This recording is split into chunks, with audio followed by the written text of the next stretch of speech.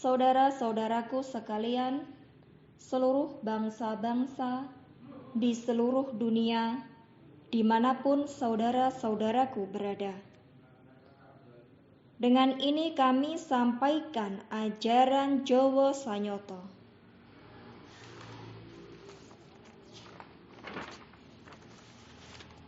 Sesungguhnya ajaran Jawa sangatlah simpel dan mudah dipahami sebagai induk ajaran leluhur terbagi menjadi 3. 1. Sangkan Paraning Dumadi adalah ajaran yang berbicara tentang asal-usul sebagai pedoman untuk mengabdi kepada Tuhan dengan memberikan baktinya kepada asal-usulnya sehingga tidak terjadi salah jalan.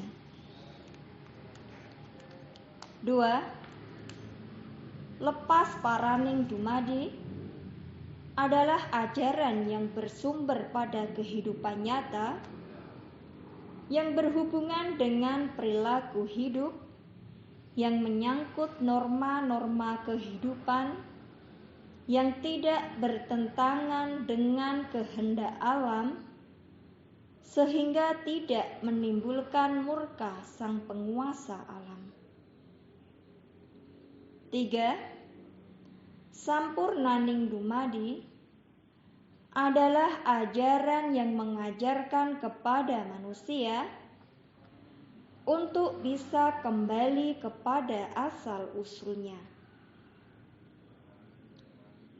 sehingga tidak tersesat yang akhirnya hidup akan menempati yang bukan tempat semestinya, juga menempati kayu, batu, dan menempati pusaka-pusaka atau menjelma menjadi makhluk lain, binatang, tumbuhan, kutu-kutu alang antogo, organisme kecil. Sampurnaning Dumadi ibarat burung terbang, tahu mau hinggap di mana, ibarat orang berpergi bisa kembali ke rumahnya.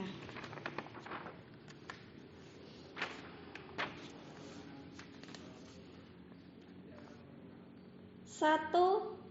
Utusan kehidupan bagi manusia menurut Jowo Sanyoto, bapak laki-laki dan ibu perempuan, beliau yang sebenar-benarnya diutus Tuhan untuk proses regenerasi sesuai fakta bertemunya laki-laki dewasa dan perempuan dewasa akan bisa menurunkan anak laki-laki ataupun anak perempuan. Selain memunculkan generasi ibu bapak, juga mendidik anaknya sesuai budayanya dan sesuai pengetahuannya, dan juga membesarkan anak-anaknya sesuai pengetahuannya.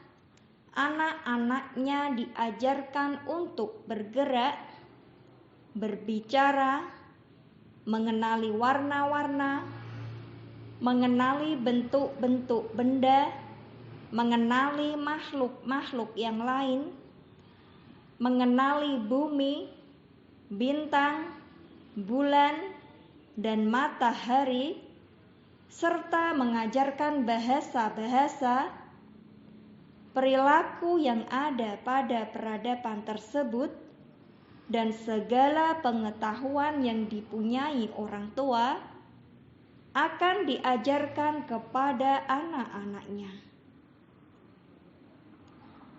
Orang tua itulah yang menciptakan anak-anaknya atas perintah Tuhan sebagai bukti seorang anak pasti ada kemiripan dengan orang tuanya.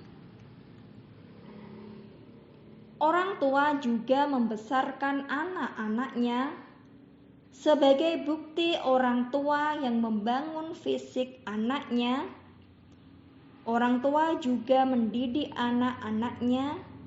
Sebagai bukti orang tua yang memberikan pengetahuan dasar sejak dilahirkan sampai dewasa, maka orang tua berkedudukan sebagai guru atau ustadz yang sebenar-benarnya. Orang tua bertanggung jawab terhadap perilaku anak-anaknya. Jika anaknya melakukan kesalahan atau kejahatan terhadap orang lain, maka orang tua akan terseret dan ikut bertanggung jawab atas perilaku anaknya. Sebenarnya tanpa pengetahuan yang lain yang muncul karena peradaban, orang tua juga mengajarkan, maka kalaupun tidak diajarkan oleh orang lain tentang sebuah pengetahuan, maka anak tersebut tetap bisa hidup untuk mencari penghidupan. 2. Ajaran pengetahuan di luar orang tua. Sebetulnya itu hasil dari pemikiran manusia, juga guru-guru atau ustadz-ustadz juga mengajarkan hanya sesuai buku, kitab, sesuai teori-teorinya. Orang yang mengajarkan, guru atau ustadz, tidak bertanggung jawab atas perbuatan seseorang yang belajar padanya, atau tidak bertanggung jawab atas perilaku seseorang yang belajar padanya. Jika perilakunya buruk, pasti para pengajarnya menolak untuk bertanggung jawab. Demikian juga ajarannya akan cuci tangan akan perbuatan salah atau kejahatan. Kesimpulan, utusan yang sebenar-benarnya adalah orang tua yang bertanggung jawab untuk kehidupan anak-anaknya, bertanggung jawab terhadap ajaran yang diberikan kepada anak-anaknya. Sedangkan utusan pengetahuan tidak bertanggung jawab terhadap perilaku anak-anak yang diajarinya, maka sesungguhnya yang harus menerima baktinya adalah orang tuanya, yang harus disanjung-sanjung dan dibanggakan. Seharusnya orang tuanya, karena dalam dirinya juga terdapat unsur kedua orang tuanya.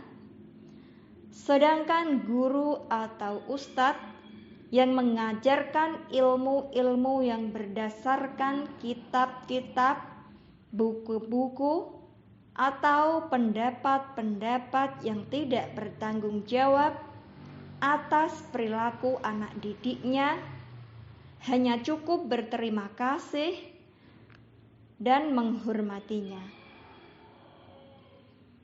Jadi kalau guru dan ustadz mengatakan lebih harus berbakti padanya karena memberikan ilmu, maka itu tindakan perampasan hak. Kalau dijalani oleh murid, maka itu suatu kebodohan. Karena kalau tidak dipelihara oleh orang tuanya dan tidak dilahirkan, bukan siapa-siapa dan bukan apa-apa, yang pasti dia tidak butuh pengetahuan. Selamat merenung dan menganalisa saudara-saudaraku sekalian. Selamat berjuang. Hak rakyat harus kembali merdeka.